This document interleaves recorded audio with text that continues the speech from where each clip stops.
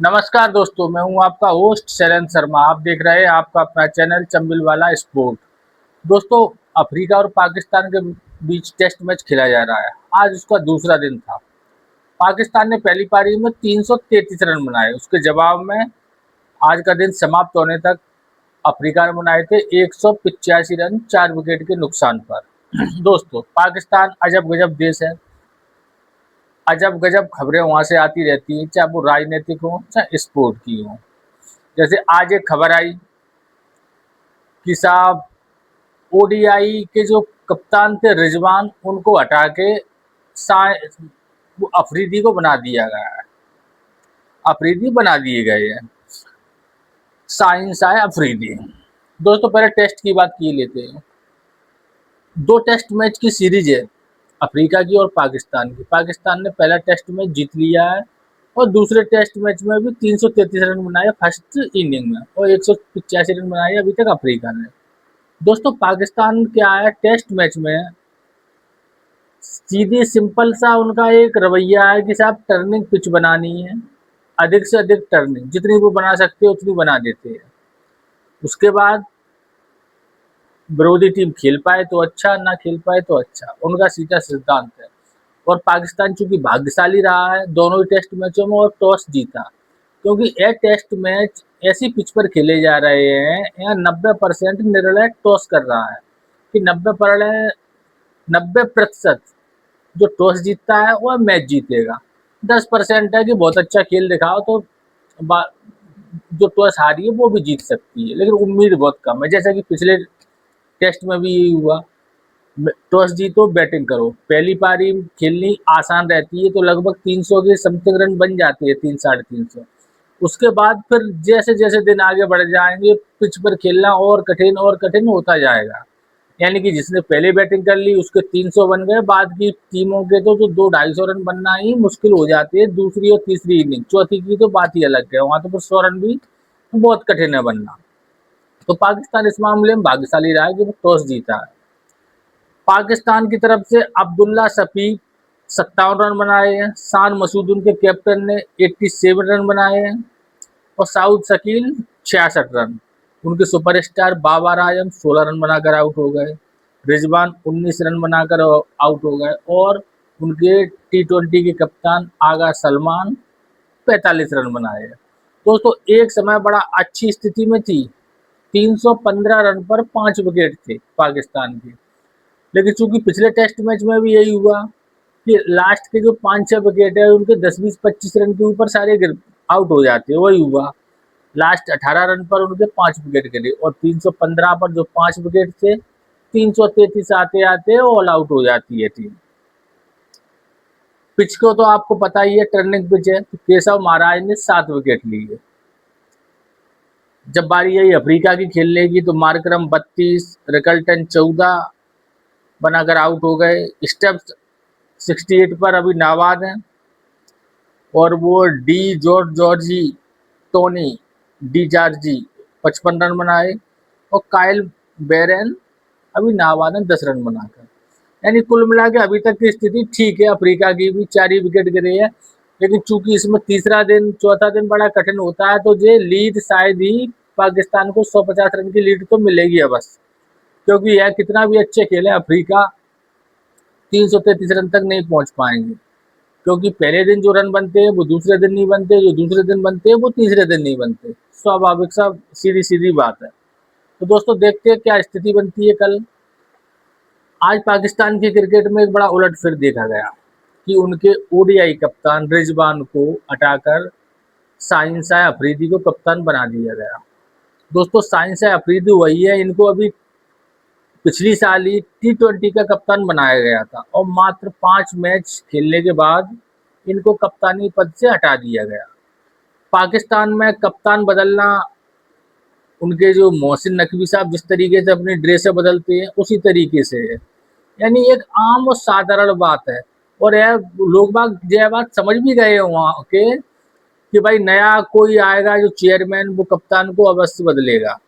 लेकिन जे चेयरमैन ऐसे हैं जे अभी बने बने, इनको भी ज़्यादा समय नहीं हुआ है, लेकिन अपने समय में इन्होंने सारे कप्तान को उलट फिर कर दिया, और इन्होंने तो रिकॉर्ड बना दिया कि जी जब आए थे आते ही खेम सबसे पहला काम इन्होंने किया था मोहसिन नकवी साहब ने कि शाहीन शाह अफरीदी जो कि जब T20 के कप्तान बनाए गए थे उनको हटा दिया था। और कारण यह बताया गया था साहब, जब शाहीन शाह अफरीदी को हटाया गया था कि एक बॉलर को कप्तान नहीं बनाया जा सकता क्योंकि उसमें उनकी परेशानी रहती है, टाइम मैनेजमेंट देखना पड़ता है, उनकी फिटनेस मैनेजमेंट के हिसाब से वो फिट नहीं बैठते, यह कह के उन्हें हटा दिया गया था।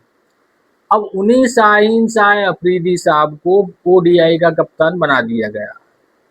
मोहम्मद रिजवान जो अभी ओडीआई के कप्तान थे, इनको भी बहुत लंबे समय नहीं हुआ, मात्र इन्होंने ही लगभग 20 मैच ही खेली है अपने कप्तानी में, और इसमें दो उन्होंने बहुत महत्वपूर्ण बड़ी बड़ी श्रृंखलाएं भी जीती हैं। ऑस्ट्रेलिया को ऑस्ट्रेलिया में ओडीआई सीरीज हराई और दक्षिण अफ्रीका को अफ्रीका में, जो कि पाकिस्तान ने कई सालों से नहीं किया। भले ही उन्हें अपनी सी टीम खिलाई हो, लेकिन फिर भी हारी अफ्रीका और ऑस्ट्रेलिया और कहना पड़ेगा।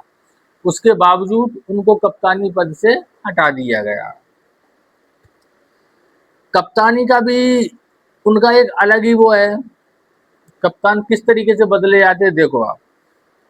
नवंबर 2023 में बाबर आजम कप्तान थे सभी फॉर्मेटों के लगभग, उनको हटा दिया जाता है नवंबर 2023 में। नवंबर 2023 में शाहीन शाह अफरीदी को T20 का कप्तान बनाया जाता है, और उसी नवंबर को महीने में ही शान मसूद को टेस्ट कप्तान बनाया जाता है। यानी कि बाबर आजम हटते हैं तो शाहीन शाह अफरीदी T20 के और शान मसूद टेस्ट के कप्तान बनते हैं नवंबर 23 में। मार्च 2024 में अफरीदी साहब हटा दिए जाते हैं T20 से,